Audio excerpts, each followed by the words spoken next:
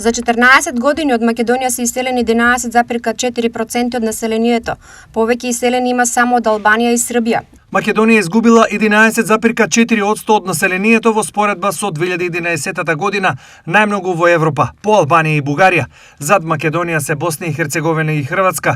Населението на Албанија е намалено за 18% на крајот на 2024 година, а споредено со бројот во 2011 година или за над 500.000 жители, покажуваат податоците на Европската статистичка агенција Евростат.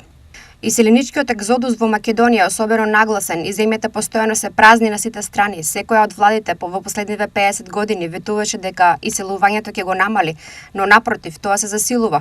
Последен тоа го вети и премиерот Мицкоски, кој креираше посебни мерки, анализирајќи ги причините за иселувањето. Анализата покажува дека клучен фактор за иселување не е економската состојба, туку недовербата и разочараноста во институциите, корупцијата и високиот степен на неизвестност кој младите го доживуваат.